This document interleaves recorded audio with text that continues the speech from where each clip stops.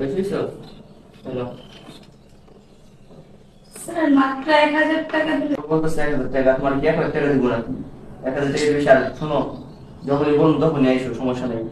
ঠিক আছে, তাহলে কাজ কর, হ্যাঁ?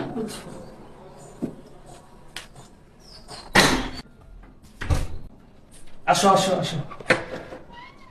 বাইরে অনেক গরম পড়ছে।